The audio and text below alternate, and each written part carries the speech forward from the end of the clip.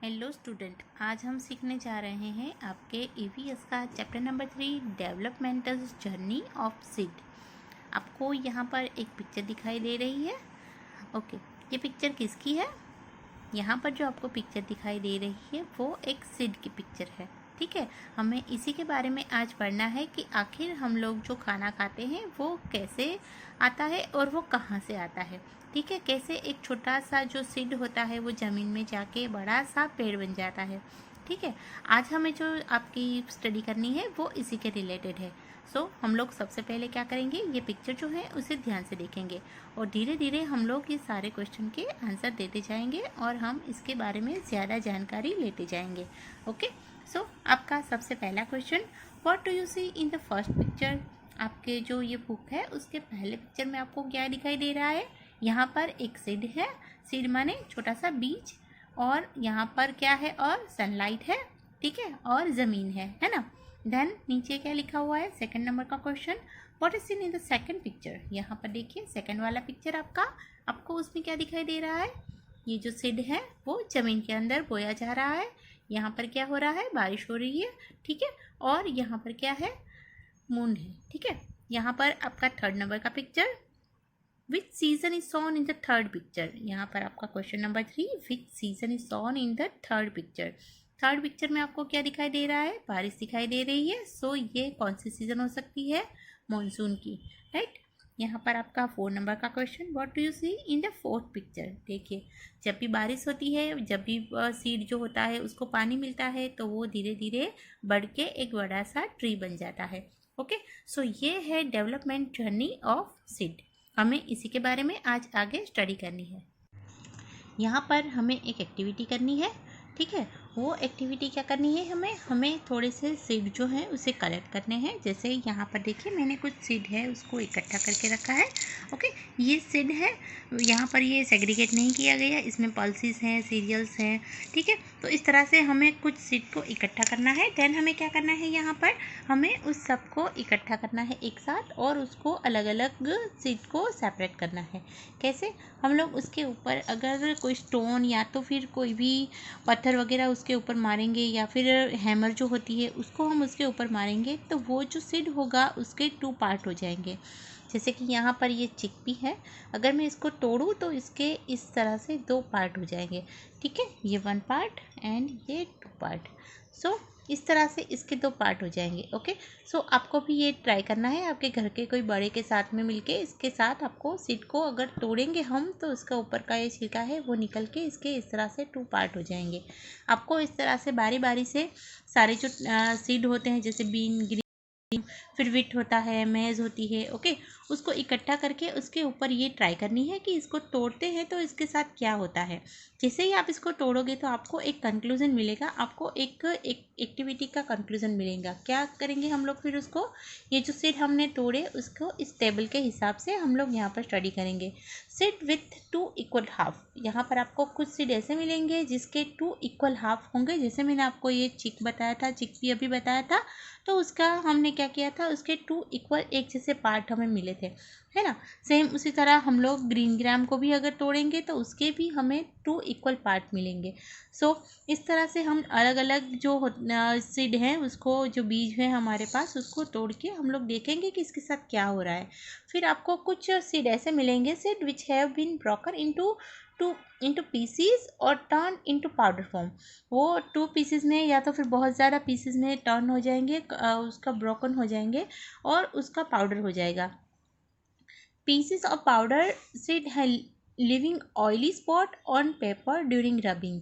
जैसे ही हम लोग उस सीड को तोड़ेंगे, जैसे कि अगर यहाँ पर मैंने ये ग्राउंड नट लिया है, ग्राउंड नट को अगर मैं तोड़ूंगी तो फिर इसके मुझे इस तरह से 2 इक्वल हाफ मिलेंगे। ओके, इसको अगर मैं किसी कागज़ पर रब करूँगी, जैसे कि मेरे पास ये कागज़ है और मेरे पास है यहाँ पर, मेरे पास है यहाँ पर ये ग्राउंड नट, इसको मैं ऐसे किसी कागज़ पर रब करूँगी तो फिर क्या मिलेगा मुझे? यहाँ पर एक ऑयली पार्ट मुझे यहाँ पर दिखाई देगा। जैसे ही मैं इसको रब करूँगी यहाँ पर कागज़ पर, एक ऑयली सा पार्ट मुझे यहाँ पर दिखाई देगा। वो क्या हुआ? ऑयली सीड, ठीक है। इस तरह से हम ये सारे जो सीड हैं उसको सेग्रीगेट करेंगे और यहाँ पर इसके नाम लिखेंगे। seed having broken into two equal halves but leaving no oily mark on a paper during rubbing are called pulses. जो सीड होते हैं जिसके इक्वल 2 पार्ट होते हैं पर वो पेपर पर कोई भी ऑयल के निशान नहीं छोड़ते, उसको क्या बोलते हैं? पल्सेस. देन क्या होता है? The seed which turned into broken pieces or powder are called और नॉन एज सीरियल्स. जो भी सीड आपने तोड़े, जैसे कि यहाँ पर मैंने गेहूँ लिया था, विट को अगर हम तोड़ेंगे तो उसके बहुत सारे पार्ट हो जाएंगे, ठीक है, तो उसको जो पाउडर फॉर्म भी हो जाएगा उसका. तो जो पाउडर फॉर्म होता है किसी भी सीड का, अगर पाउडर फॉर्म हो जाए डायरेक्टली तो उसको बोलते हैं सीरियल, ठीक है. और the seed releasing oil while breaking into pieces और making paste or powder are known as oil seed. जैसे मैंने आपको बताया, जो ग्राउंडनट होती है, फिर बहुत सारे ऐसे सीड होते हैं जिसमें से ऑयल निकलता है, सो वो होंगे ऑयल सीड. आपको वो सारे यहाँ पर पार्ट करके उसके नाम लिखने हैं. ओके, सो ये थी हमारी एक्टिविटी नंबर 1. यहाँ पर आपको एक और एक्टिविटी करनी है. Make a list of seed, write the name of the seed which you have seen और you know other than the seed mention on page number 22. यहाँ पर आपने जिस भी सीड का जिक्र किया है उसके अलावा भी अगर आपने कोई ऐसा सीड है जो आपने देखे हैं तो आपको उसको यहाँ पर लिखना है, उसके नाम लिखने हैं यहाँ पर, ठीक है. अगर आपको ये समझ में नहीं आया तो मैं इसका पूरा व्हाट्सएप का PDF फाइल बना के आपको व्हाट्सएप पर भेज दूँगी, राइट. सो यहाँ पर हमें क्या करना है? Seed that you have scene. आपने किसी भी सीड को घर में तो आपने देखा ही होगा, विट को देखा होगा, फिर आपने मेज देखा होगा, मिलेट को देखा होगा, है ना, पल्सेस को आपने देखा होगा यहाँ पर, जैसे कि ग्रीन ग्रेम होते हैं. तो अपने जिस भी सीड, वो सारे कहलाते तो सीड है ना, तो उसको आपको यहाँ पर उसके नाम मेंशन करने हैं. फिर कुछ सीड ऐसे होंगे, जो रागी होगी, वैसा कोई सीड होगा जो आपने नहीं देखा होगा, तो आपको उसके नाम यहाँ पर मेंशन करने हैं, ठीक है. देन हमें एक और एक्टिविटी करनी है. Classify the seed in the table given below. जो भी सीड के नाम आपने यहाँ पर लिखे हैं आपको उसको क्लासीफाई करना है. सीरियल में, सीरियल किसे बोलते हैं? जैसे मैंने आपको बताया, seed having broken into 2 equal half but leaving no oil mark on a paper during rubbing are called pulses. और सीरियल किसे बोला जाता है? The seed which turn into broken pieces और powder are known as cereal. Cereal जो होते हैं वो टूट के उसके बहुत सारे टुकड़े हो जाएंगे और उसका पाउडर हो जाएगा, देन वो सीरियल कहा जाएगा. उसके 2 इक्वल हाफ होंगे तो वो पल्स होगा, और जो ऑयल का निशान छोड़ेगा उसे हम बोलेंगे ऑयल सीड, ठीक है. तो आपको ये सारा जो है यहाँ पर क्लासीफाई करना है और यहाँ पर उसको लिखना है, ठीक है. ये हुई हमारी एक्टिविटी नंबर 2. और फिर हमें आगे यहाँ पर क्या करना है? Seed split into 2 equal half after baking. यहाँ पर आपको सेम सीड के नाम लिखने हैं कि इक्वल पार्ट में कौन से सीड है वो टर्न हुए. Seed converted into many small pieces powder form after breaking. Break करने के बाद, उसको तोड़ने के बाद यहाँ पर किसी भी सीड के बहुत सारे पार्ट हुए या तो फिर पाउडर हो गया, उसके नाम आपको यहाँ पर लिखने हैं. ऐसा करने से हमें क्या मिलेगा? यहाँ पर हमें मिलेगी डेफिनेशन किसकी? डाइकोट सीड की और मोनोकोट सीड की. क्या होता है डाइकोट सीड और monocot seed? Seed which can be split into 2 equal half are known as dicot seed.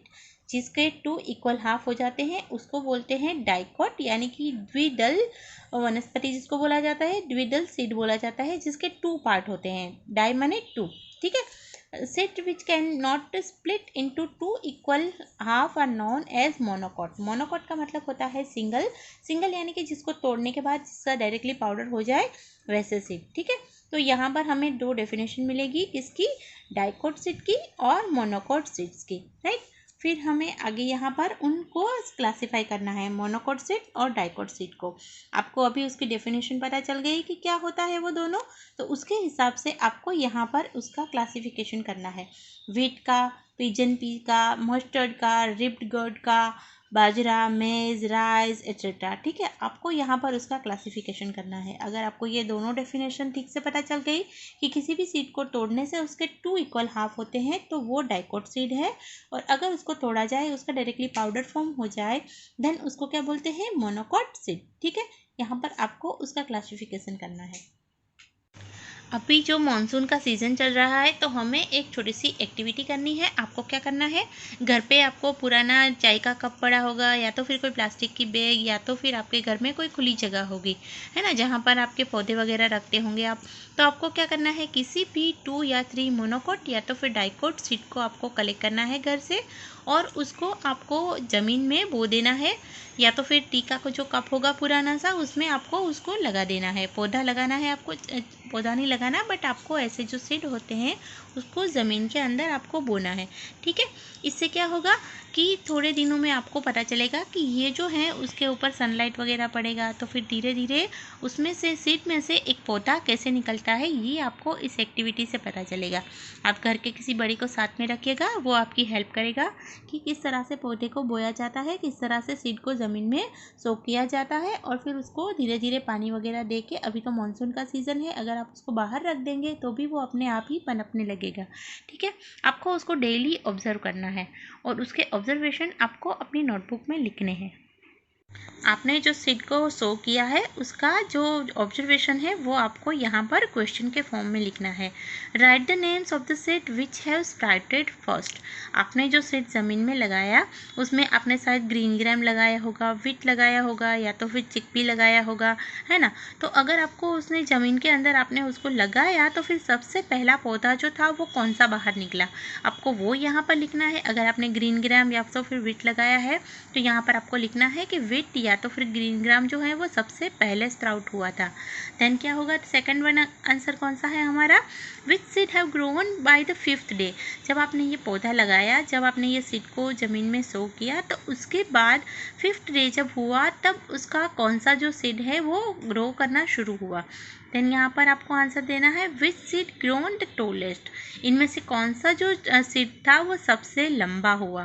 Then which seed were the first to sprout bearing 2 leaves. जिसके भी 2 leaves सबसे पहले निकले वैसा कौन सा पौधा था। अगर आपने ग्रीन ग्राम को रखा होगा तो सबसे पहले उसके 2 लीव्स बाहर निकलेंगे, सबसे पहले वही लंबा होगा और उसके ही सबसे पहले 2 लीव्स आपको दिखाई देंगे।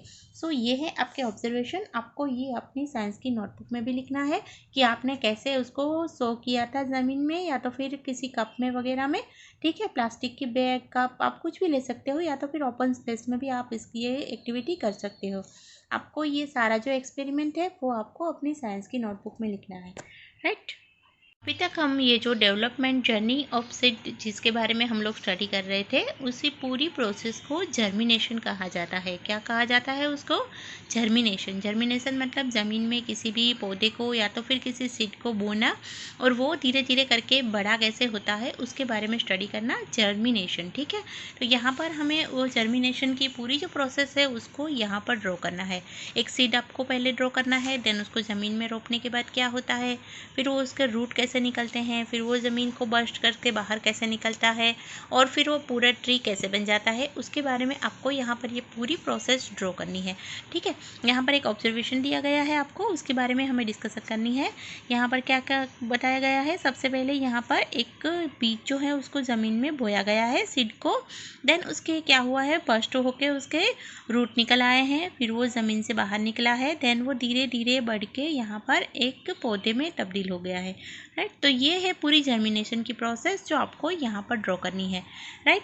और यहाँ पर आपको आंसर देने हैं कि अगर सोचो what if a mango tree develop on a climber of God.